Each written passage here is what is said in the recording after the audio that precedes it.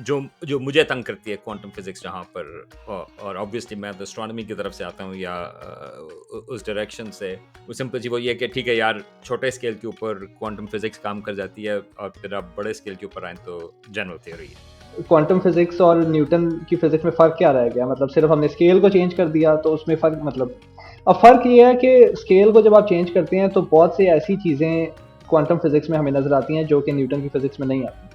फ़लस्तीन के सिलसिले में हालात जो हैं वहाँ पे लोगों के इतने ख़राब हैं कि आई मीन हर एक को आवाज़ उठाना जो है ज़रूरी है, और आपने आवाज़ उठाई। We have in a sense reach the limit of physics. मतलब वो लिमिट से आगे हम उससे आगे अंडरस्टैंडिंग हम हासिल कर ही नहीं सकते।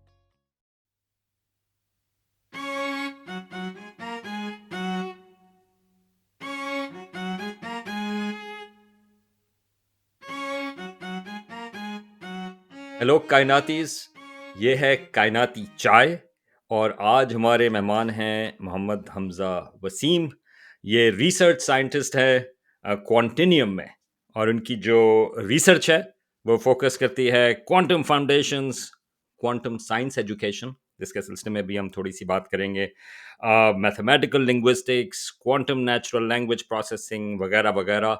इन्होंने जो है वो डी फिल, ये अभी मेरी इनसे ही बात हो रही थी, डी फिल जो है वो पीएचडी है बेसिकली ऑक्सफोर्ड में, तो डॉक्टर ऑफ फिलॉसफी उनकी फिजिक्स में है ऑक्सफोर्ड से, और ये रोड स्कॉलर भी हैं, और इनका जो है इनकी जो फंडिंग थी वो रोड्स ट्रस्ट और मैगडलन कॉलेज से थी।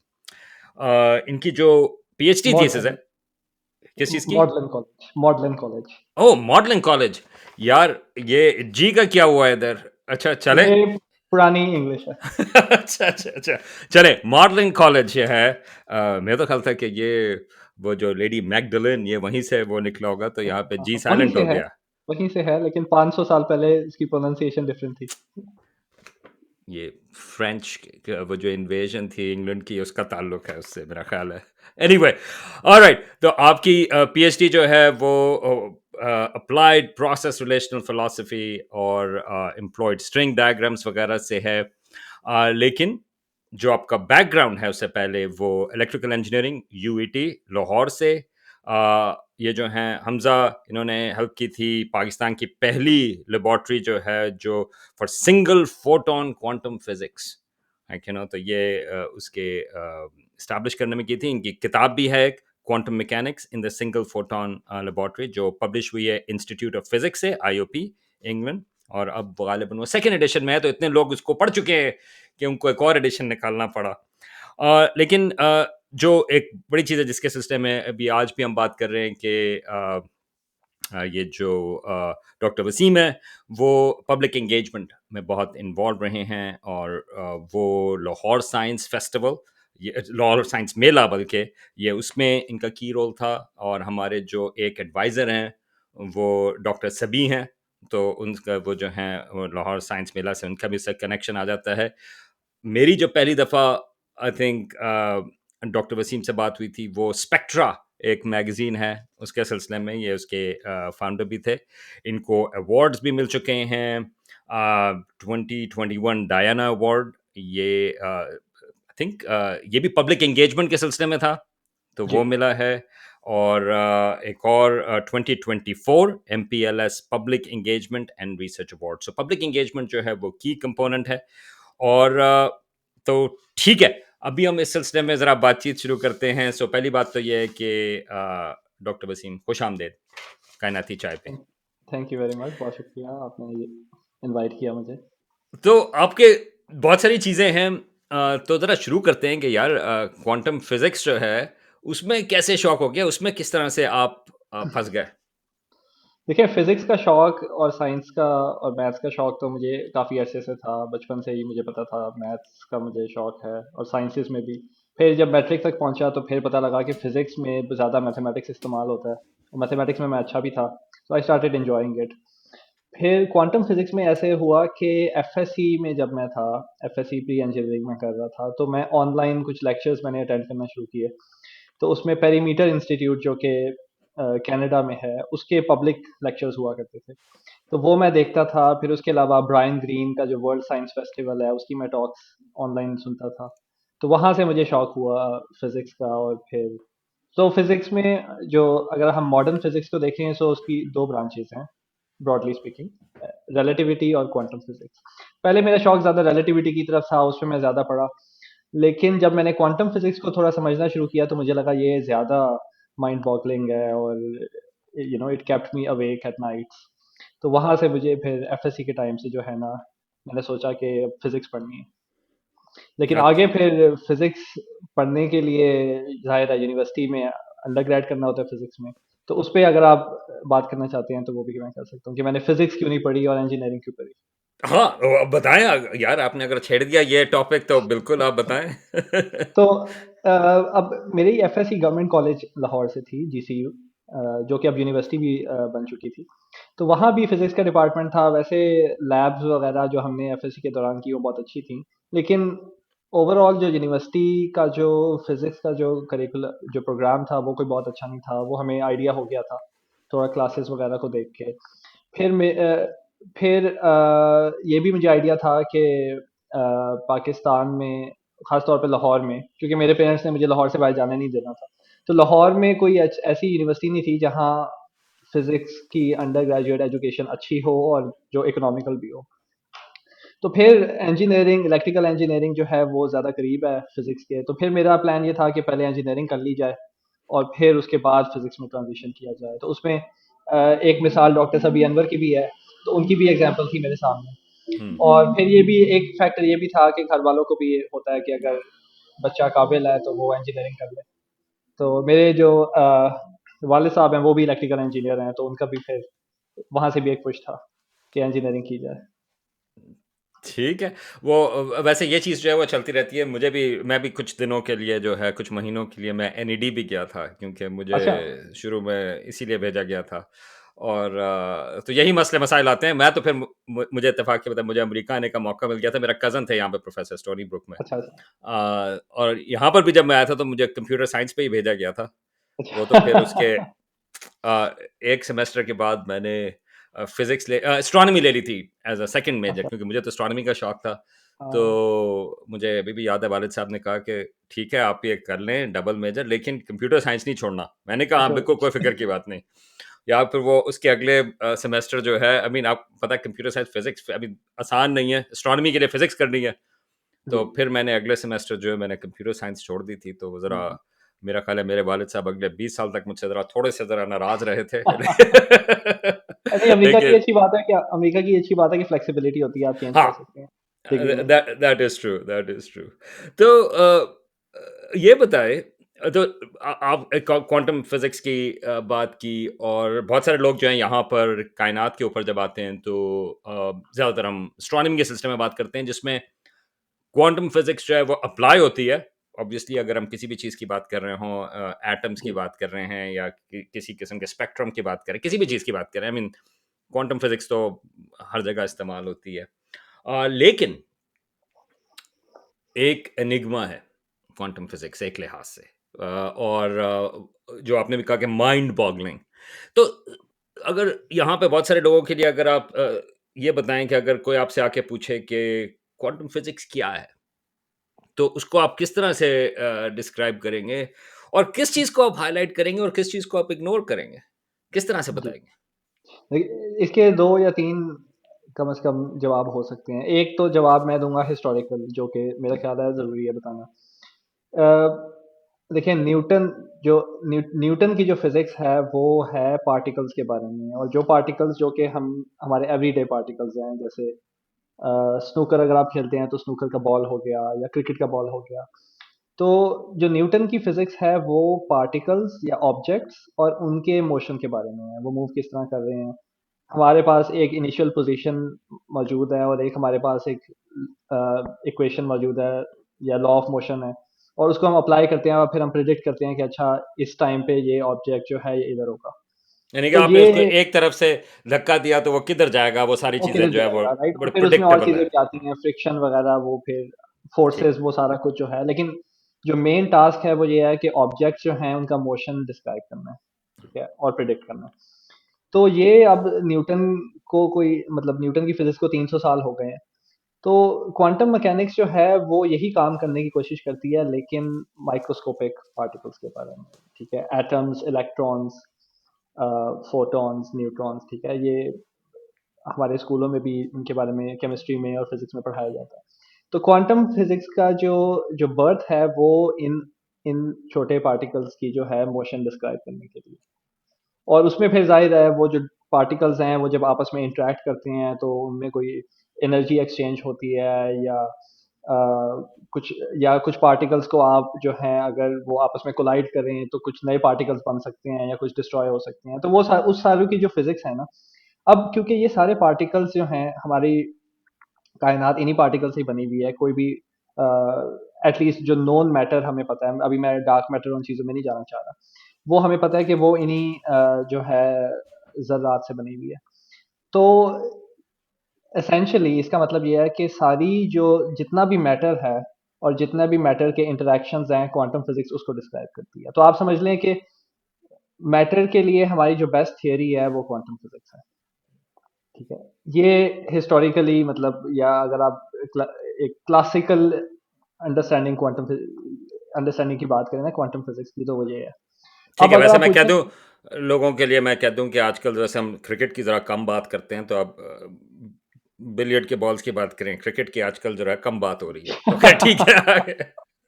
ठीक है, अच्छा ये तो हो गया। अब फिर सवाल ये आता है कि चलें, क्वांटम फिजिक्स और न्यूटन की फिजिक्स में फर्क क्या रह गया? मतलब सिर्फ हमने स्केल को चेंज कर दिया तो उसमें फर्क, मतलब अब फर्क ये है कि स्केल को जब आप चेंज करते हैं तो बहुत सी ऐसी चीजें क्वांटम फिजिक्स में हमें नजर आती हैं जो कि न्यूटन की फिजिक्स में नहीं आती, और जो कि जिनको हम प्रिडिक्ट कर सकते हैं, लेकिन हमारे पास उसकी इंट्यूशन नहीं है। मतलब देखें, अगर एक एक बच्चा जो है जो पहली दफा क्रिकेट खेलता है या पहली दफा वो बॉल को गेंद को फेंकना सीखता है या कैच करना सीखता है, तो उसे अगर आप न्यूटन के लॉ नहीं भी पढ़ाएंगे ना, वो फिर भी सीख जाएगा। ठीक है, क्योंकि वो एक उसकी इंट्यूशन है फिजिकल वर्ल्ड की। क्वांटम फिजिक्स का मसला ये है कि वो ऐसे स्केल पे काम करती है जिसमें हमारे कोई इंट्यूशन नहीं है, क्योंकि हमारी जो एवोल्यूशन है वो उस तरह से हुई नहीं ना, क्योंकि हम उस स्केल पे हैं नहीं। तो अब मिसाल के तौर पे क्वांटम फिजिक्स में अब दो किस्म के लॉ ऑफ मोशन है। ठीक है, एक लॉ ऑफ मोशन ये है कि जब आप उस पार्टिकल के साथ इंटरेक्ट नहीं कर रहे या उसको ऑब्जर्व नहीं कर रहे, मतलब जो इलेक्ट्रॉन है या जो न्यूट्रॉन है वो एक खास तरीके से मूव करेगा जब आप उसे ऑब्जर्व नहीं कर रहे। जब आप उसे ऑब्जर्व करेंगे फिर वो एक डिफरेंट तरीके से मूव करेगा। ठीक है, अब ये एक बहुत बड़ा सवाल है, इसको मेजरमेंट प्रॉब्लम कहते हैं कि ये दो लॉज ऑफ मोशन क्यों हैं और हमारे इंटरेक्ट करने से लॉ ऑफ मोशन चेंज क्यों हो रहा है। ठीक है, और फिर मतलब ये तो मैंने एक मिसाल दी, फिर और भी अब इसी के बहुत सारे कॉन्सिक्वेंसेस निकलते हैं जिस पे हम फिर बात कर सकते हैं। तो ये, अब जब मैंने कहा कि क्वांटम फिजिक्स माइंड बॉगलिंग है, तो ये कुछ चीज़ें हैं। और और माइंड बॉगलिंग, अब हालांकि क्वांटम फिजिक्स को 100 साल हो गए हैं। जो हाइजेनबर्ग का जो पहला पेपर था वो 1925 में था, जिसमें मैट्रिक्स मैकेनिक्स जो है उसने प्रेजेंट की। तो उस पेपर को अब 100 साल हो गए हैं। इस साल को यूनेस्को ने डिक्लेयर किया है कि इंटरनेशनल ईयर ऑफ क्वांटम, इसको सेलिब्रेट करने के लिए। लेकिन अभी भी ये जो कंफ्यूजन है क्वांटम थ्योरी की, ये अभी भी उधर ही है। हालांकि ये थ्योरी बहुत सक्सेसफुल है, इसको इस्तेमाल करके हमने लेजर्स बना ली, हमने कंप्यूटर्स बना ली है, ट्रांजिस्टर आपको पता है वो क्वांटम फिजिक्स की एप्लीकेशन है। और भी कई सारी एप्लीकेशन हमने क्वांटम फिजिक्स को यूज करके बना ली। लेकिन जो जो फंडामेंटल प्रॉब्लम है वो उधर ही है। तो मेरा तो जो काम है वो इस प्रॉब्लम को समझने की तरफ जो हाँ, है। तो मैं मेरा अगला सवाल दूसरी तरफ है, लेकिन मैं अगर आपको जो अभी आपने कहा कि कन्फ्यूजन जो है वो 100 साल से है, राइट? जी, तो ये कन्फ्यूजन जो है वो इनहेरेंट है क्वांटम फिजिक्स का, या ये एक लिहाज से हमारी अंडरस्टैंडिंग की कन्फ्यूजन है, राइट? आई मीन एक तो जी, ये, क्योंकि कुछ चीज़ें हैं जो अनसर्टन है, जी, राइट? आई मीन जी, जी, जी, फंडामेंटली। तो जी, ये जो कन्फ्यूजन जिसको आप कह रहे हैं, क्या तो वो क्वांटम फिजिक्स का इनहेरेंट हिस्सा है, या उसको हम हाँ, जिस तरह से समझ रहे हैं? ये बहुत अच्छा सवाल है। अब इस सवाल का ना एक इस सवाल पे भी कंसर्न, इसके सवाल के 100 जवाब हैं। मतलब आप जैसे पूछेंगे मुख्तलिफ जवाब आएगा। कुछ लोग कहते हैं, मतलब एक व्यू ये है कि ये कंफ्यूजन जो है ना, this is we have in a sense reach the limit of physics. मतलब वो लिमिट से आगे हम उससे आगे अंडरस्टैंडिंग हम हासिल कर ही नहीं सकते। राइट। एक व्यू ये है जो कि आप समझ लें कि एक इंजीनियर का या एक टेक्नोलॉजी वाला जो आप लोगों को प्रैक्टिशनर बस के नीचे फेंक दिया यार आपने इंजीनियर्स वगैरह को। हाँ, ठीक है। नहीं, और ये मैं मजाक में नहीं कह रहा। हाँ, ये बहुत सारे फिजिसिस्ट का भी मसला है। हम्म, इस एटीट्यूड को कहते हैं shut up and calculate. Right, कि आपने ये नहीं सवाल पूछना कि ऐसा क्यों है, आपने बस प्रिडिक्शन करनी है अपनी जो है ना एप्लीकेशन के लिए और अपनी टेक्नोलॉजी बनाने के लिए आपने कैलकुलेशन करनी है। उसमें क्वांटम मैकेनिक्स बहुत अच्छी है। क्वांटम मैकेनिक्स जो है वो आपको कोई रियलिटी की अंडरस्टैंडिंग नहीं देती, ठीक है। क्योंकि और वो ये प्रिडिक्टिबली वो क्योंकि एज अ प्रोडिक्शन वो बहुत सक्सेसफुल है। बहुत राइट, सक्सेसफुल है, ठीक है। और ठीक, फिर सवाल ये भी आता है कि अगर वो इतनी सक्सेसफुल है तो रियलिटी को डिस्क्राइब कर रही है तो सक्सेसफुल है ना। मतलब राइट, मतलब अभी जो मैंने आर्ग्यूमेंट दिया ये उसका एक काउंटर आर्ग्यूमेंट आ रहा है कि अगर वो रियलिटी को इतना अच्छा डिस्क्राइब कर रही है कि हम सारा कुछ प्रिडिक्ट कर सकते हैं काफी हद तक, तो फिर इसका मतलब यह it describes reality to certain extent, ठीक है। तो खैर एक तो ये डिबेट आ गई कि हमारी अंडरस्टैंडिंग की लिमिट है या क्वांटम थ्योरी की लिमिट है। अच्छा, फिर एक एटीट्यूड ये है कि अभी ये इनकम्प्लीट थ्योरी है, अभी हम इस पे काम करेंगे और उम्मीद है कि इस पे काम करेंगे तो हमारे पास एक नई थियरी आएगी जो कि इसको रिप्लेस कर देगी, जैसे क्वांटम थियरी ने न्यूटोनियन मैकेनिक्स को रिप्लेस किया, ठीक है। और और इसमें फिर उम्मीद ये भी है कि रिलेटिविटी के साथ ये यूनिफाई हो जाएगी। अभी एक मसला ये भी है कि रिलेटिविटी जो है और क्वांटम मैकेनिक्स वो आपस में एग्री नहीं करते बहुत फंडामेंटल लेवल पे, ठीक है। अगर आप क्वांटम मैकेनिक्स यूज कर रहे हैं माइक्रोस्कोपिक, वो माइक्रोस्कोपिक स्केल्स पे ही होती है, तो फिर आप रिलेटिविटी के जो पोस्टुलेट्स हैं उनके बारे में नहीं सोचेंगे। और रिलेटिविटी को आप समझ लें broadly speaking it's a theory of gravity. तो क्वांटम थियरी जो है हमारी उसमें ग्रेविटी अभी नहीं है, ठीक है। तो एक तो जो व्यू है कि हम एक कंप्लीट थियरी की तरफ जा सकते हैं, तो उसमें फिर एक उम्मीद ये भी है कि रिलेटिविटी के साथ मिल जाएगी और हमारे पास फिर एक कंप्लीट एक कुछ लोग थियरी ऑफ एवरीथिंग कहते हैं, कुछ लोग मतलब यूनिफाइड थियरी जो भी आप कह लें उसको। तो और इस पे अगेन इस पे भी बहुत से लोगों ने काम किया है और ये काम तभी शुरू हो गया था जब क्वांटम मैकेनिक्स ने जन्म लिया था, और उसको भी 100 साल हो गए हैं और उस पे भी कोई हमारे पास ऐसा कोई कंसेंसस या कोई और कंसेंसस क्या, इट्स मोर अबाउट के कोई एक्सपेरिमेंटल प्रिडिक्शन हो और फिर हम टेस्ट करें।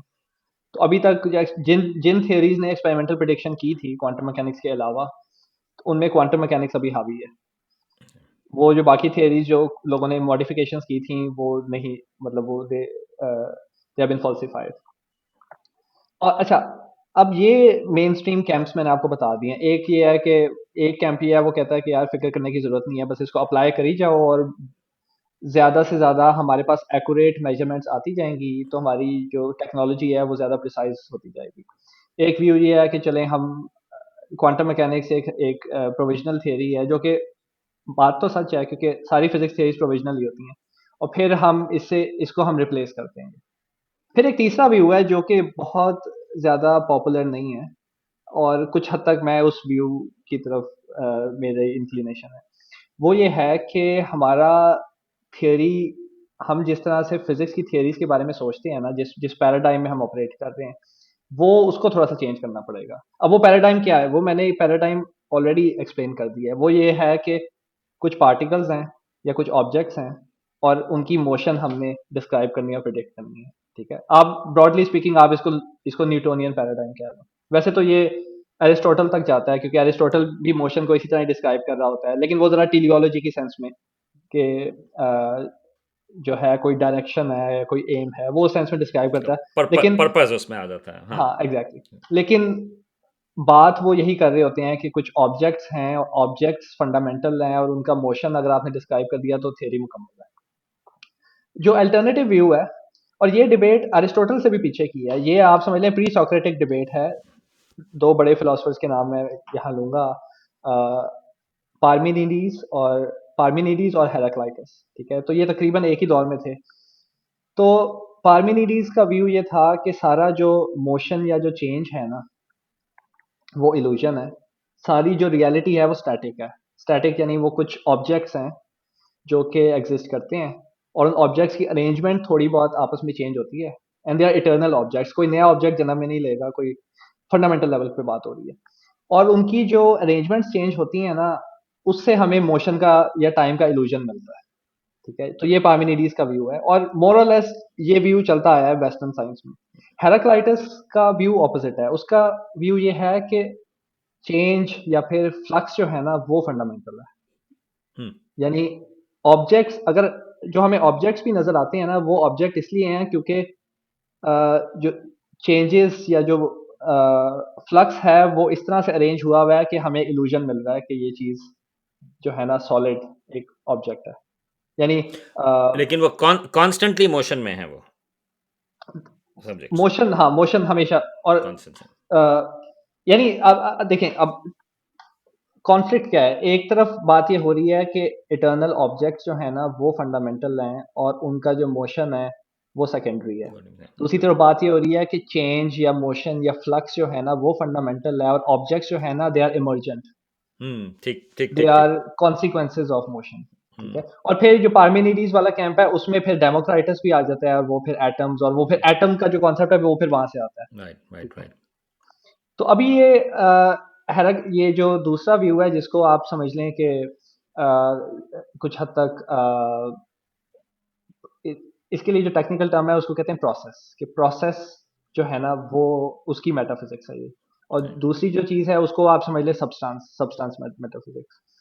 तो रिसेंटली जो हमारी रीसेंट फिजिक्स थ्योरीज हैं उसमें हमें ये हिंट मिल रही है कि हमें जो सब्सटेंस ओंटोलॉजी है या सब्सटेंस मेटाफिजिक्स है वहाँ उससे मूव करके प्रोसेस मेटाफिजिक्स की तरफ जाना है। यानी ऑब्जेक्ट्स को फंडामेंटल समझने की बजाय चेंज को हमने फंडामेंटल या प्रोसेसेस को फंडामेंटल समझना है। तो इस व्यू को लेके क्वांटम थ्योरी को रीफॉर्मुलेट कर दिया गया है पिछले 20 साल में। और जो मेरा जो ऑक्सफोर्ड में जो जिनके साथ मैंने पीएचडी की वो इसमें स्पेशलाइज करते हैं और इसके लिए अब मैथमेटिक्स भी अवेलेबल है। इसकी जो मैथमेटिक्स है वो डिफरेंट है जो कि हम्म। ट्रेडिशनल फिजिक्स की मैथमेटिक्स होती है उससे। तो ये उससे रिलेटेड है थोड़ा सा, ये जो इमर्जेंस की जो फिजिक्स है to a certain degree, biology भी उसकी तरफ है कि चीज़ें जो हैं लाइक मल्टीपल प्रोसेसेस जो हैं उसके थ्रू इमर्जेंट फिनोमेना होते हैं। जी क्या जी। ये उससे हाँ, जी जी। हाँ जी जी। कॉन्वर्सेशन में है? जी जी। इमरजेंट वाली टर्म वैसे तो लोग बहुत डिफरेंट तरीके से हाँ इस्तेमाल करते हैं लेकिन right right. I think I understood your point और आई एग्री कि और ये मैसेज हमें क्वांटम थ्योरी से मिलता है। क्वांटम राइट थ्योरी में राइट। मैं एक मिसाल देके समझाता हूँ। न्यूटन की फिजिक्स में अगर आपने दो एक बिलियर्ड बॉल ली है और उसका आपने मोशन डिस्क्राइब किया है और फिर एक और बिलियर्ड बॉल ली है उसका मोशन डिस्क्राइब किया है और उन दो बिलियर्ड बॉल्स का आपस में इंटरेक्शन आपने डिस्क्राइब कर दिया तो सब कुछ पिक्चर मुकम्मल हो गई। हम्म। यानी अब आप उन दो बिलियर्ड बॉल्स को रखें, जो आपकी इंफॉर्मेशन है वो कंप्लीट है। ठीक है। क्वांटम फिजिक्स में ऐसा नहीं होता। क्वांटम फिजिक्स में आपने एक दो पार्टिकल्स को अलहदा डिस्क्राइब किया, जब आप उन्हें इकट्ठे लेके आते हैं तो नया कुछ नई किस्म की फिजिक्स उसमें से निकलती है हम्म जो आप पहले नहीं प्रिडिक्ट कर सकते। ठीक है। और जिसको एंटेंगलमेंट कहते हैं, जिसमें आप हम्म उसकी फिर वो पॉपुलर साइंस में भी बहुत ज्यादा उस पर बात होती है कि दो पार्टिकल्स जो हैं आप उन्हें जितना मर्जी दूर ले जाएं उनमें फिर भी थोड़ा बहुत इंटरेक्शन है। एक पार्टिकल को आप ऑब्जर्व करें तो दूसरे के ऊपर भी कॉन्सिक्वेंसेज आ सकते हैं। तो ये चीज जो है ना ये थोड़ा सा वही इमर्जेंस की तरफ लेके जाती है हम्म कि आप हर चीज को ना अब न्यूटन की फिजिक्स में और जो एटमिज्म का आइडिया है उसमें हम हर चीज को रिड्यूस करते हैं। हम कहते हैं सारी फिजिक्स जो है ना आपने उसको अगर आपने किसी सिस्टम की फिजिक्स डिस्क्राइब करनी है आप उसके स्मॉलेस्ट पार्टिकल्स लें और उनका आप मोशन डिस्क्राइब कर लें, फिजिक्स पूरी हो जाती है। क्वांटम फिजिक्स इसको नेगेट हम्म। करती है। क्वांटम फिजिक्स कहती है कि अगर आपने बिल्कुल रिड्यूस कर दिया you will lose some information, तो हम्म। आप हर चीज को नहीं प्रिडिक्ट कर सकते। फैसिनेटिंग। तो दो चीज़ें जहन में आ रही थी उसके। एक तो ये है कि आई मीन ये जो आइडिया है कि तमाम चीज़ें जो हैं उसको आप सिंपलेस्ट फॉर्म में रिड्यूस कर सकते हैं। I mean and that's a philosophical idea, right? I mean जी और जी उसी हिसाब से जब हम थ्योरीज की भी बात करते हैं, जो भी आप बात कर रहे थे कि वो जो थियोरी ऑफ एवरीथिंग है या व्हाटएवर जो भी आप जी कहना जी चाहें कि वो एक बिलीफ है कि नो कि आपकी जो जी जी। और वो और यू वो have to be able to explain it right in simple thing, जी राइट? जी। और वो मतलब थियरी ऑफ एवरीथिंग में बिलीव करना वैसे I mean it's a very broad term और ये तो एक right right right metaphysical. Right या लेकिन जिस तरह से थियरी ऑफ एवरीथिंग या यूनिफाइड थियरीज जिस तरह से वो उसका एक खास वर्जन जो है वही प्रेजेंट किया जाता है और उसके राइट, हिस्टोरिकल रीजंस हैं, ठीक है। राइट, मतलब आप पार्टिकल फिजिक्स सारी देखें किस तरह से इवॉल्व हुई है। और तो जो थियरी ऑफ एवरीथिंग का जो वर्जन प्रेजेंट किया जाता है ना, it is reductionist actually. Right, उसमें हम यही कहते हैं कि सारी इंटरेक्शंस जो है ना, वो कुछ फंडामेंटल पार्टिकल्स हैं उनकी इंटरेक्शन से डिस्क्राइब हो जाएगी। हम उसमें रिडक्शनिज्म को कोई बहुत अच्छी चीज नहीं समझते, मतलब। राइट, और उसमें फिर हाँ, हम लोग ये कहते हैं कि चलें ठीक है, मतलब आप सवाल करें ना किसी से कि ठीक है, हमारे पास ये हमें ये फंडामेंटल हमारे पास ये स्टैंडर्ड मॉडल है फिजिक्स का, ठीक है, इसमें इतने पार्टिकल्स हैं और ये इसमें इंटरेक्शंस हैं सारी। तो फिर अगर आपके सामने एक एक मतलब आपके सामने कंडेंस मैटर का एक सिस्टम रखा हुआ है, ठीक है, ठीक है, और उसको आपने डिस्क्राइब करना है, तो वो कैसे करेंगे? तो फिर वो उसका जवाब ये दिया जाता है कि देखिए इसमें इतने सारे पार्टिकल्स हैं तो हमारे पास कंप्यूटेशनल पावर नहीं है, बहुत मुश्किल है, तो उसमें we will do some approximations but we know how to go at the bigger scale. लेकिन कुछ उसमें कुछ बीच के स्केल्स में कुछ ऐसी इंटरेक्शंस भी अराइज होती हैं जो कि हम नहीं एक्सप्लेन कर पाते, हम्म, हम्म, ठीक है। कंडेंस मैटर फिजिक्स में ऐसी बहुत सारी एग्जांपल्स हैं जो कि आप बिल्कुल रिडक्शनिस्ट वे में नहीं एक्सप्लेन कर सकते, ठीक है। तो फिर अब इस वक्त फिलोसफी ऑफ फिजिक्स में एक अप्रोच चल रही है कि डिफरेंट लेवल्स ऑफ एक्सप्लेनेशन है। हम्म, और जरूरी नहीं है कि वो डिफरेंट लेवल्स जो हैं वो आपस में एक दूसरे में रिड्यूस हो रहे हैं, ठीक है। हम्म, मतलब एक तो व्यू ये है ना कि बड़े स्केल से छोटे स्केल की तरफ रिडक्शन हो रही है। एक व्यू अब ये भी है कि छोटे स्केल पे जो मतलब वो जो रिडक्शनिज्म की डायरेक्शन है ना, उसको आप ऑपोजिट डायरेक्शन में ले जाओ। हम्म, हम्म, तो वो भी, और फिर वो डिफरेंट जो स्केल्स हैं वो आपस में एक दूसरे को इन्फॉर्म कर रहे हैं। तो ये जो व्यू है ना, इसको रिलेशनलिज्म कहते हैं। इस पे लाइबनिज ने भी काम किया, लाइबनिज जो कि न्यूटन का कंटेम्पररी था, और उसने भी इंडिपेंडेंटली कैलकुलस इन्वेंट किया था। उनका फड्डा भी था आपस में। जी जी, आपस में उनका फड्डा भी था। तो लाइबनिज, और फिर लाइबनिज के बाद फिर कुछ हद तक बर्गसन का काम है जो कि फ्रेंच फिलोसफर था। फिर उसमें उसके बाद सबसे इम्पोर्टेंट जो इसकी हिस्ट्री में फिलोसफर है वो है अल्फ्रेड नॉर्थ व्हाइटहेड। तो उसने इस पे बहुत ज़्यादा काम किया। और अ, जी, तो ठीक है। हाँ, गन। अगेन एक मुझे बीच में एक हाँ, इंटरेस्टिंग एक फैक्ट आ रहा था, लेकिन वो हाँ, हाँ, ज़्यादा हाँ। रेलेवेंट। नहीं, नहीं, बताएं, बताएं, बताएं। हाँ, वो आई थिंक वो पाकिस्तानी लिसनर्स के लिए इंटरेस्टिंग होगा कि वाइट हेड और बर्गसन के साथ अलामा इकबाल की भी इंटरेक्शन थी। और अलामा इकबाल की जो किताब है reconstruction of religious thought in Islam, उसमें भी वो प्रोसेस ओरिएंटेड अप्रोच लेते हैं। वो थोड़ा स्पिरिचुअलिज्म की तरफ था, बर्गसन खास तौर से, राइट? आई मीन, लाइक वो हाँ, लेकिन और बर्गसन वो पे थोड़ा सा इल्जाम गलत लगता है क्योंकि अ, उस मतलब रसल की उसके साथ ही राइवलरी, और रसल जो था वो बहुत स्ट्रिक्टली रिडक्शनिस्ट अंदाज तो में, ये मतलब हम उसकी जो बर्ट्रैंड रसल की बात करें, जी जस्ट जी, बर्टन क्लैरिफाई। हाँ, बर्टन बर्ट्रैंड रसल। रसल, हाँ। तो बर्टन रसल जो है उसकी जो फिलोसफी ऑफ लॉजिकल, मतलब वो लॉजिक में भी उसका एटमिज्म था और फिर दूसरी चीजों में भी।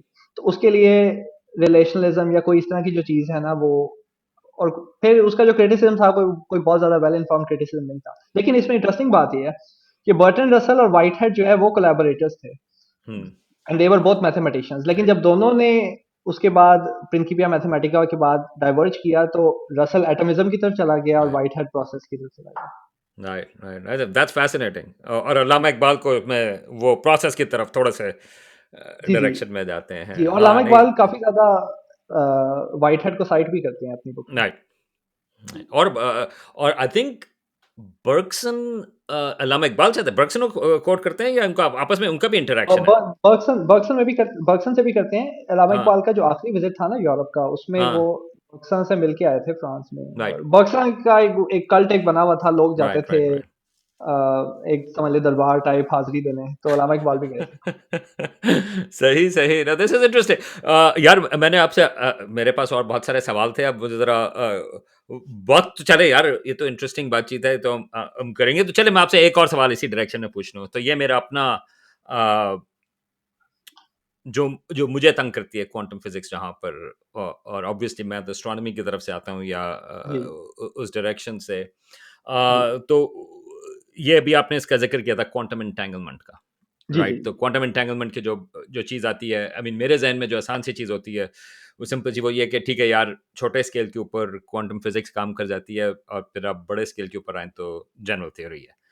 तो जी जी जी बाकी लोगों के लिए ग्रेविटी जो है वो अगेन न्यूटन से ग्रेविटी आई, लेकिन फिर वो आइंस्टाइन की जो जनरल थ्योरी है वो जी एक्सप्लेन करती है कि जो ऑब्जेक्ट्स जो हैं वो किस तरह से एक लिहाज से चलते हैं कायनात में जी कैसे काम होता जी है। ऑब्वियसली प्रॉब्लम्स आती हैं ब्लैक होल्स वगैरह के अंदर, जहाँ पर स्केल छोटे हो जाते हैं मगर जनरल थ्योरी आती है तो वहाँ पर जी चीज़ें कॉम्प्लिकेटेड हो जाती हैं। लेकिन ये जो आपने एंटेंगलमेंट का जिक्र किया तो उसको आई थिंक आइंस्टाइन ने कहा था, वो spooky action at a distance, जी राइट? जी तो जी उसका मसला ये है कि अगर आप कि स्पिन जो है या कोई भी पार्टिकल है, अगर आपको उसकी एक स्पिन होनी चाहिए तो उसके ऑपोजिट स्पिन जो है दूसरे पार्टिकल की होगी, अगर वो जी एक ही उससे निकला जी है। जी लेकिन आप उनको तो पहले अगेन मुझे एक थोड़ी आसानी पहले ये होती थी कि चलो अगर करीब क्वांटम स्केल के ऊपर है, मगर अब तो एक्सपेरिमेंट्स आ गए हैं यार कि आप ये जो स्टेट्स हैं वो इतनी दूर हो सकती हैं कि स्पीड ऑफ लाइट से ज्यादा जी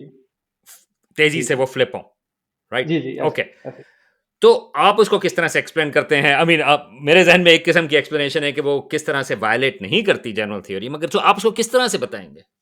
कि ये जो स्पूकी जी एक्चुअली कि अगर दूसरे पार्टिकल को किस तरह से पता चला कि एक पार्टिकल जो है उसकी स्पिन ऊपर है तो दूसरे वाले पार्टिकल की स्पीड नीचे होनी चाहिए? यानी इन्फॉर्मेशन पास हुई कि नहीं हुई?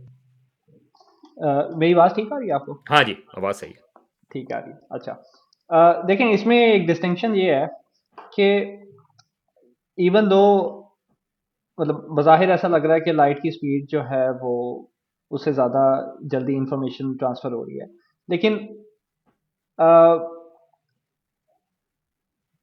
एक्चुअली उस इंफॉर्मेशन को आप यूज़ नहीं कर सकते। हुँ, हुँ, ठीक है, तो इट्स वन थिंग टू से कि एक तरफ आपने मेजरमेंट किया है या ऑब्जर्व किया है तो दूसरी तरफ स्पिन चेंज हो गया है। लेकिन अच्छा, इसको समझाने के लिए मैं इसकी एप्लीकेशन का जिक्र करता हूँ जिसको क्वांटम टेलीपोर्टेशन कहते हैं। आज हुँ, बहुत से लोगों ने इसके बारे में सुना होगा, लेकिन उसमें बहुत ज़्यादा लेकिन इससे एंटेंगलमेंट की ना थोड़ी सी क्लैरिटी आ जाती है कि हो क्या रहा है यहाँ पे। तो क्वांटम टेलीपोर्टेशन बेसिकली एक प्रोटोकॉल है, मतलब एक मेथड है जिससे हम एक क्वांटम स्टेट जो है वो एक जगह से दूसरी जगह भेज सकते हैं। ठीक है, अभी मैं इसमें ये नहीं कह रहा कि इंस्टेंटेनियसली भेज सकते हैं, क्योंकि इंस्टेंटेनियस कहना गलत है।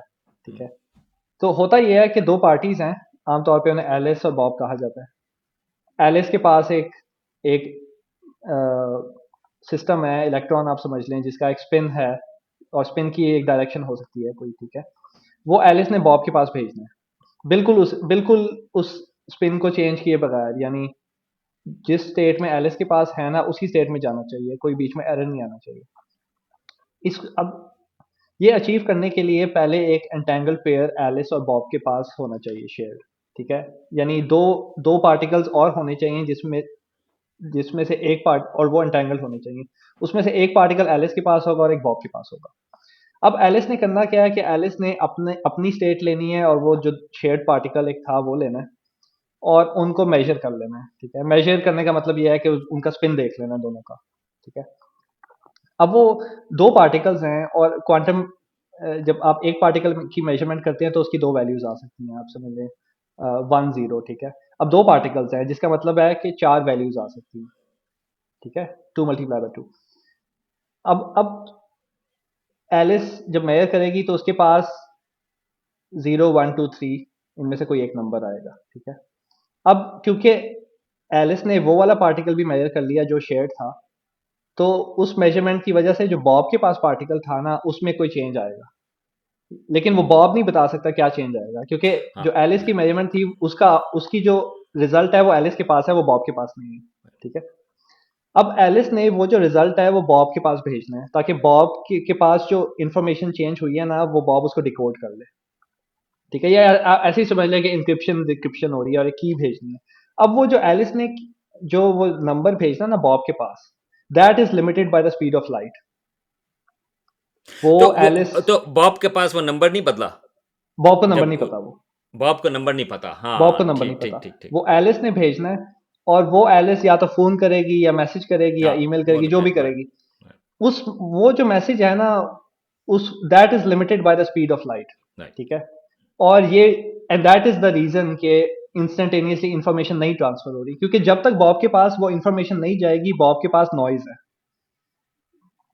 क्योंकि उसकी कोई भी ओरिएंटेशन हो सकती है जी, मगर उसको ये नहीं क्योंकि पता कि चार कौन सी ओरिएंटेशन। पॉसिबिलिटीज हैं ना, और वो राइट। चार जो हैं वो इक्वली लाइकली हैं। राइट। तो बॉब जो है वो अगर मेयर कर भी ले, it would be like just noise.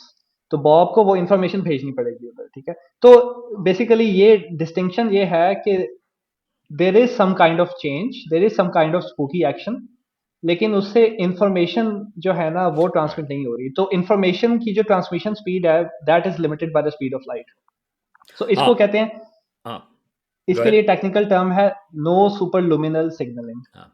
Right. Right. क्योंकि ये तो आपको पता होगा कि क्या जवाब आएगा, लेकिन बाय द टाइम वो जवाब वहां तक पहुंचेगा, दैट इज लिमिटेड, वो जो जी इन्फॉर्मेशन है। ठीक है, जी नहीं, आई जी थिंक जी। That is great. हाँ।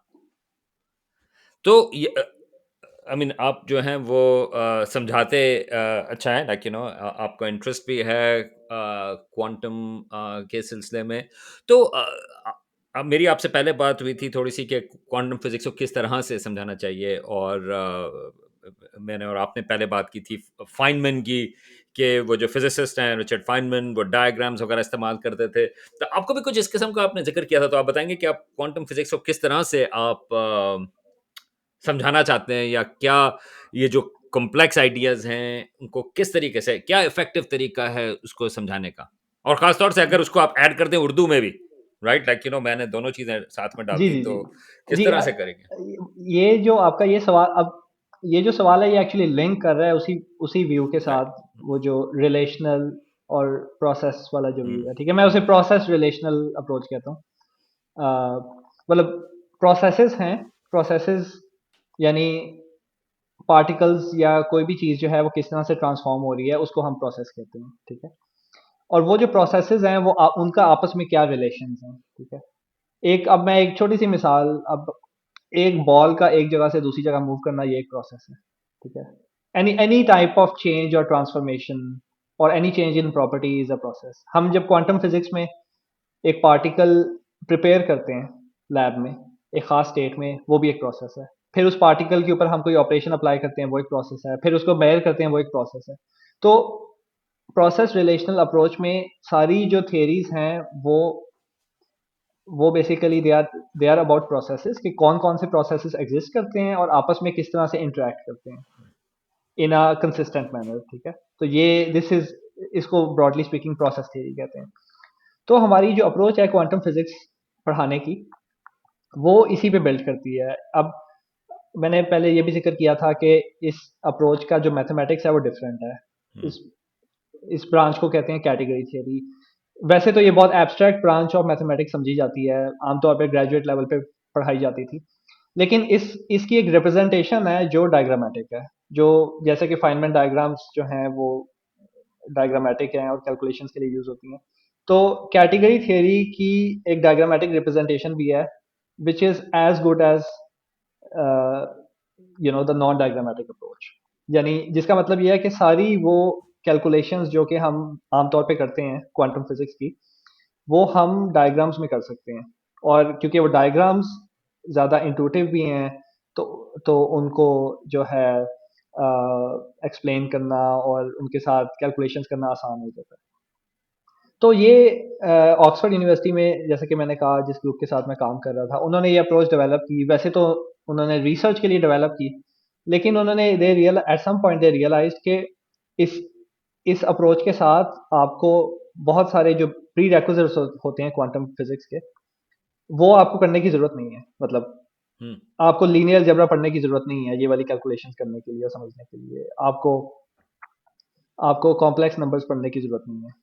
आपको आपको कुछ हद तक प्रोबेबिलिटी पढ़ने की भी ज़रूरत नहीं है, ठीक है। वो सारे प्री रेक्विजिट्स आप डायग्राम्स के अंदर कर सकते हैं विदाउट नोइंग कि ये वाली चीज़ें उसके अंदर इनग्रेन्ड है। हम्म। तो जब ऑक्सफोर्ड यूनिवर्सिटी में यूनिवर्सिटी लेवल पे कोर्स पढ़ाया जाता है, तो उसमें जाहिर है वो ट्रेडिशनल अप्रोच के साथ पढ़ाया जाता है, क्योंकि हम चाहते हैं कि जो स्टूडेंट्स ग्रेजुएट हों वो they should be able to work with like traditional physics as well. लेकिन फिर एट सम पॉइंट मेरे सुपरवाइजर ने सोचा कि we should also introduce it to like high school students, क्योंकि उनका बहुत इंटरेस्ट होता है क्वांटम फिजिक्स में। और जाहिर है उन्होंने उस तरह से उतनी ज़्यादा लीनियर जबरा नहीं पढ़ी होती, थोड़ी बहुत मैट्रिक्स मल्टीप्लिकेशन उन्हें पता होती है। लेकिन कुछ स्टूडेंट्स होते हैं जिनको मैथ्स से वैसे ही डर लगता है, या मैथ्स का उनका एक्सपीरियंस अच्छा नहीं होता, but they want to do physics.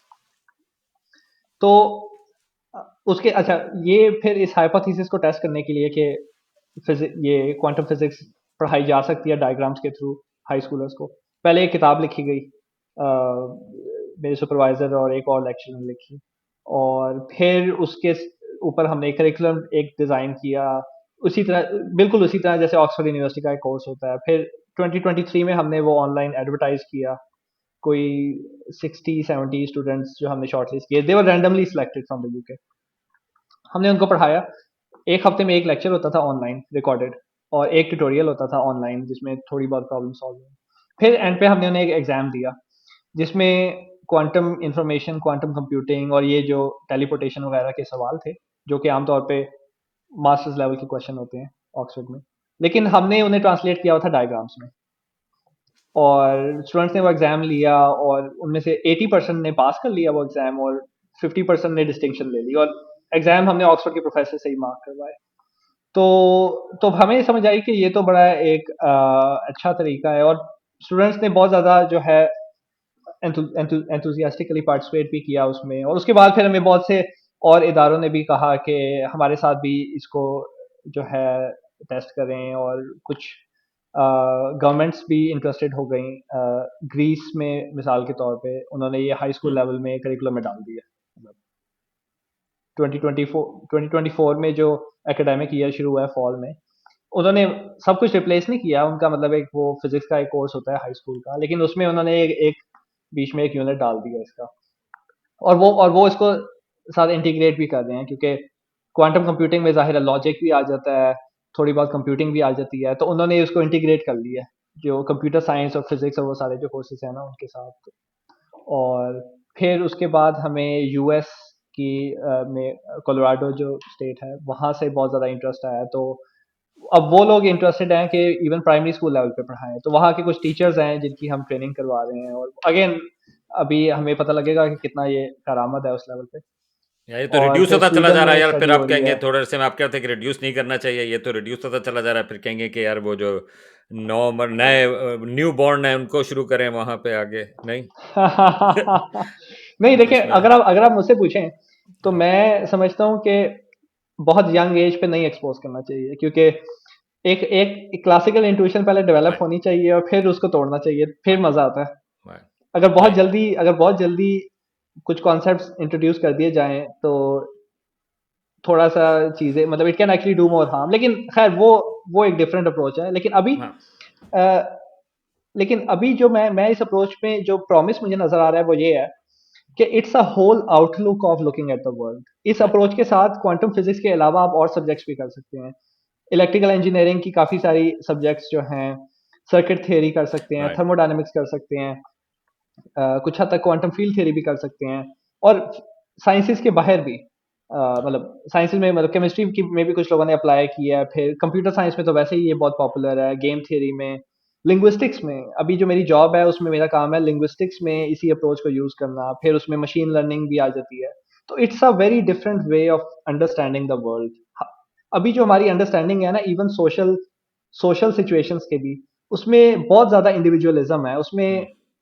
the most important part of our theories, whether they are scientific or social or anthropological, is the individual। और लेकिन उसमें वो जो इंडिविजुअल के जो रिलेशंस हैं, वो कैटेगरी थ्योरी को अगर डिस्क्राइब किया जाए ना कि उसका मेन आइडिया क्या है, उसका मेन आइडिया ये है कि कोई भी आपने इंडिविजुअल को डिस्क्राइब करना है ना, तो आप उस इंडिविजुअल के बाकी इंडिविजुअल के साथ इंटरेक्शंस राइट, डिस्क्राइब कर लें।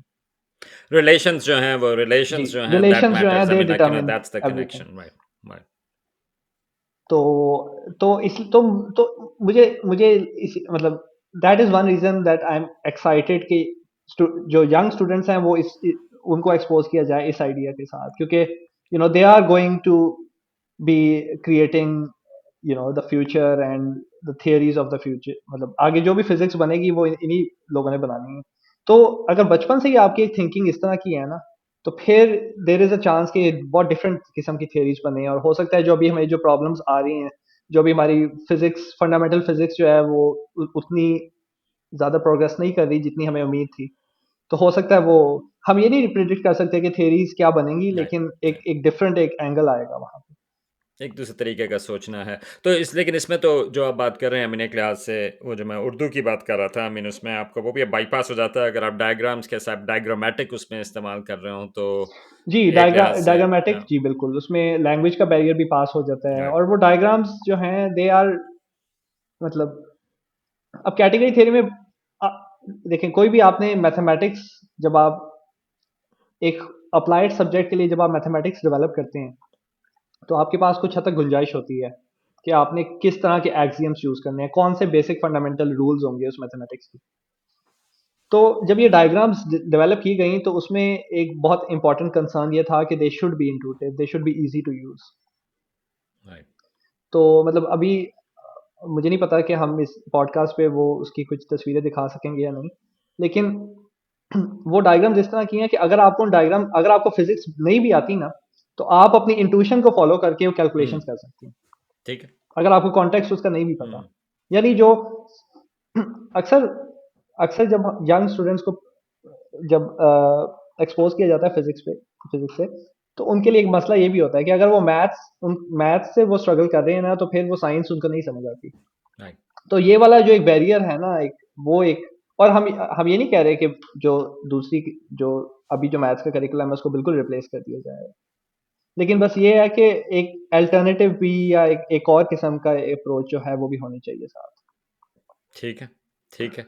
अच्छा, अब मैं ज़रा थोड़ा-सा डायरेक्शन बदलता हूँ क्योंकि आपका मैंने आप रोड स्कॉलर हैं जिसका ज़िक्र आया, तो अभी फ़लस्तीन का भी मसला जो है वो अनफॉर्चुनेटली जो कंडीशन है, वो चलती चली जा रही है। आप इंग्लैंड में, मैं अमेरिका में हूँ और एक लिहाज से यहाँ पे हम अपनी हुकूमतों के एक्शंस जो हैं, वो भी हम देखते हैं। तो आपका मैंने देखा था सोशल मीडिया के हिसाब से कि आपने लेटर लिखा था ओपन लेटर रोड्स के कमिटी या रोड्स स्कॉलर्स जो हैं जो चलाते हैं उनके लिए तो वो किस सिलसिले में था क्या आप लोगों को बताना चाहेंगे कि आई मीन आदर was very impactful like you know कि खास तौर से इस सिलसिले में कि फ़लस्तीन के सिलसिले में हालात जो हैं वहाँ पे लोगों के अ, इतने ख़राब हैं कि आई मीन हर एक को आवाज़ उठाना जो है ज़रूरी है और आपने आवाज़ उठाई। तो क्या आप उसके बारे में थोड़ा-सा बैकग्राउंड बता सकते हैं? जी, रोड्स स्कॉलरशिप क्योंकि इंटरनेशनल स्कॉलरशिप है, तो और ये गालबन दुनिया का सबसे पुराना ग्रेजुएट स्कॉलरशिप है और it's also considered the most prestigious.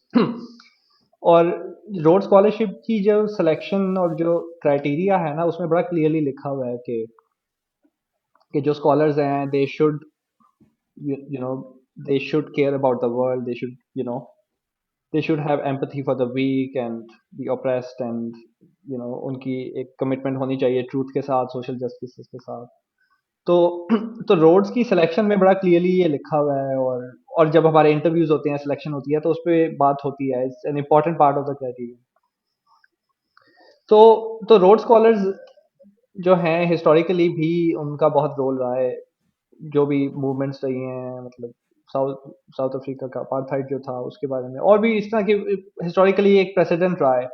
लेकिन हमें ये फील हुआ, और ये बहुत सारे और भी रोड स्कॉलर्स फील करते हैं, और बाय द वे मैं कोई बहुत ज़्यादा कारामद इसमें क्या कहना चाहिए, बहुत एक्टिव मेंबर नहीं हूँ इस प्रो पैलेस्टीनियन मूवमेंट का, मतलब जितना मुझे होना चाहिए, मेरी अपनी फीलिंग है। लेकिन कुछ सालों से जो है एक्टिविज्म इस तरह का चल रहा है रोड्स कम्युनिटी के अंदर, एक रोड स्कॉलर्स फॉर पैलेस्टाइन के नाम से एक ग्रुप है, जो कि काफ़ी अरसे से मतलब कोई पिछले 7-8 सालों से कुछ एक्टिविज्म चल रहा है रोड्स के अंदर भी, क्योंकि अब देखें स्कॉलर्स रोड्स की पूरी दुनिया से आ रहे हैं, और सीरिया, जॉर्डन, लेबनान, पैलेस्टाइन की भी एक कॉन्स्टिट्यूंसी है, मतलब हर साल एक या दो स्कॉलर्स यहाँ से भी होते हैं। और जब से, और ये बहुत रीसेंट बात है, हिस्टोरिकली रोड्स स्कॉलर्स की जो सिलेक्शन है वो कुछ खास रीजन से होती है, लेकिन अब उन्होंने इसको काफ़ी ज़्यादा ग्लोबल कर दिया है। तो अब जाहिर है इस प्रेजेंस अब ये नई कॉन्स्टिट्यूंसीज इंट्रोड्यूस हुई हैं, तो कुछ स्ट्रक्चरल इश्यूज हैं रोड्स ट्रस्ट के अपने, जिसमें अब जाहिर है जो बड़ी ऑर्गेनाइजेशंस होती हैं वो फंडिंग लेती हैं, और रोड्स ट्रस्ट का तो काम ही स्कॉलरशिप देना है, तो दे गेट बिग डोनेशंस। फिर उनकी इसराइल वाली कॉन्सिक्वेंसी भी है कुछ सालों से, और फिर उनकी कुछ पार्टनरशिप्स भी हैं। कुछ सालों से एक एक एनुअल एक ट्रिप होता था रोड्स, जो ना एक इजरायली एक, आप समझ लें, एक लॉबी ग्रुप होता था जो कि रोड स्कॉलर्स को एनुअली लेके जाता था, फुली फंडेड, इसराइल और वेस्ट बैंक में। और वो जाहिर है वो एक बड़ा एक स्पेसिफिक इमेज प्रेजेंट की जाती थी, और फिर रोड स्कॉलरशिप के नाम को यूज किया जाता था एक जो है ना लेजिटिमाइज करने के लिए। तो पहले तो रोड स्कॉलर्स फॉर पैलेस्टाइन का शुरू का जो एक्टिविज्म था वो तो उस ट्रिप को रोकने के लिए, तो वो कोई 6-7 साल बाद जाके फाइनली रोड ट्रस्ट ने जो है ना वो कोलेबोरेशन खत्म की। ठीक है, वो मेरा ख्याल है ये गालबन 2-3 साल पहले की था, ये मेरे सामने ही खत्म हुई। फिर जब ये अक्टूबर 7 2023, राइट, 2023, हम्म, इतना टाइम गुजर गया। तो जब वो वाला हुआ और उसके बाद फिर हमने देखा कि रोड्स ट्रस्ट की तरफ से बिल्कुल साइलेंस है टॉप लीडरशिप की तरफ से, और कोई उसमें, और जो स्टेटमेंट्स आती भी हैं वो बहुत ही परफॉर्मेटिव किस्म की, इस तरह की स्टेटमेंट्स जिसमें ना कोई चीज़ मेंशन ही नहीं होती, बस you know we are aware that you know some scholars are going through trouble times, और ये चल रही हैं चीज़ें। तो वो, और ऑक्सफोर्ड यूनिवर्सिटी की तरफ से भी यही, ऑक्सफोर्ड के सारे कॉलेजेस की तरफ से भी यही, और हमें बड़ा क्लियर कॉन्ट्रास्ट नजर आ रहा था कि जब रशिया ने इन्वेड किया यूक्रेन, तो ऑक्सफोर्ड के इतनी सारी बिल्डिंग्स पे जो है यूक्रेन का झंडा लगा हुआ था, और इतने सारे स्कॉलरशिप्स शुरू हो रहे थे, तो हमें बड़ा क्लियर हिपोक्रेसी नजर आ रही थी। तो काफी स्कॉलर्स ने फिर रोड्स के वार्डन को कहना शुरू किया कि मतलब आप एक ग्लोबल स्कॉलरशिप हैं और आप क्लेम करते हैं कि we are fighting the world's fight, so you should at least like denounce it, right, ये जो हो रहा है। कोई उनकी तरफ से कोई रिस्पांस नहीं, कुछ उन्होंने मीटिंग्स रखी है उसमें भी, और फिर वो बात घुमा के, तो फिर काफी ज्यादा इस पे ऑलरेडी फ्रस्ट्रेशन बिल्ड हुई भी थी। तो मेरा जो लेटर था वो एक एक मतलब आई वाज वेरी फ्रस्ट्रेटेड, और उस दिनों तो वो लेटर मैंने पहले तो ईमेल पे ईमेल किया वार्डन को, मैंने हमारी एक वो एलुमनाई मेलिंग लिस्ट होती है, सबको मैंने उसमें डाल दिया, सीसी कर दिया। तो कोई वार्डन की तरफ से कोई जवाब नहीं आया, कुछ स्कॉलर्स की तरफ से मुझे आया, कुछ ने बैक किया इसको, और कुछ ने फिर ट्रस्ट को और ज़्यादा पुश किया कि you should do something about it कोई। और हमें ये लगता है कि इम्पोर्टेंट इसलिए है क्योंकि एक तो ये है कि ट्रस्ट की, रोड्स ट्रस्ट की वॉइस बहुत बड़ी है, मतलब अगर हम्म, इसको, जितना बड़ा ये स्कॉलरशिप है, अगर यहाँ से ट्रस्ट कोई स्टैंड ले तो बाकी जो स्कॉलरशिप्स हैं एक ट्रिकल डाउन इफेक्ट भी होता है, वो भी फिर बोलते हैं। ठीक है, मतलब फुल ब्राइट स्कॉलरशिप हो गया, और भी बड़े बड़े स्कॉलरशिप्स हैं। तो हम एक इस तरह से देख रहे थे कि एक ये वाला, फिर दूसरे हिस्टोरिकल रीजंस भी हैं। अब ये अ, मतलब हिस्टोरिकल रीजंस जिसकी वजह से हमें लगता है कि रोड्स ट्रस्ट जो है उसकी इसमें ज़्यादा बड़ी वॉइस होनी चाहिए। हिस्टोरिकल रीजंस ये हैं कि बेल्फोर डिक्लेरेशन और उसके आसपास के जो पॉलिटिकल इवेंट्स थे उसमें, जो आयरलैंड की, अ, राइट, जी, राइट, तो राइट, उसमें भी ऑक्सफोर्ड के लोग और जो हैं रोड्स वाले इन्वॉल्व थे।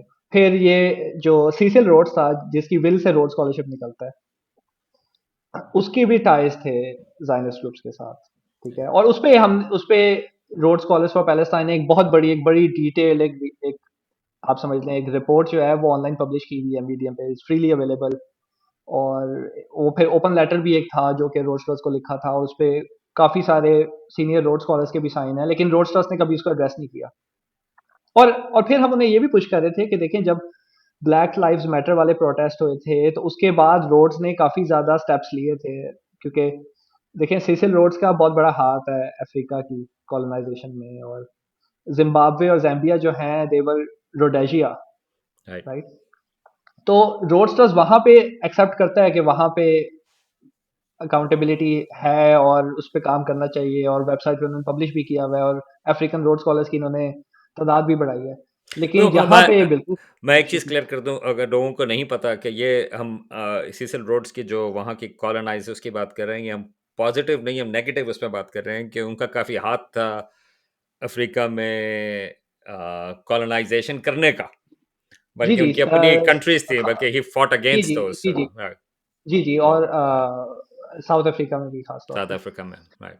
अ, तो और रोड स्कॉलरशिप कि जो रूट्स हैं दे आर वेरी कॉलोनियल, मतलब हम्म, उसकी उसका सिसिल रोड्स का आइडिया ये था कि ये जो कॉमनवेल्थ वाले सारे जो कंट्रीज हैं, मतलब पाकिस्तान भी इसी तरह ही वो कॉन्स्टिट्यूएंसी बना ना, मतलब पहले जाहिर है ब्रिटिश इंडिया था तो कुछ, तो उसका आइडिया ये था कि पूरे मुल्क से जो बेस्ट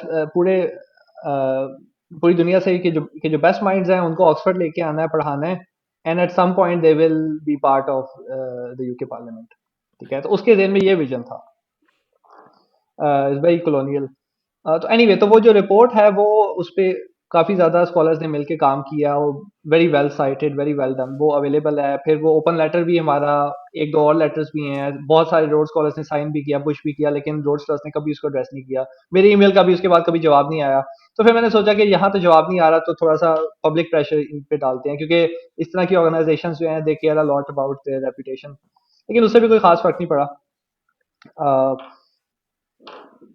मतलब कोई मीनिंगफुल कोई मटेरियल इम्पैक्ट तो उससे भी नहीं हुआ।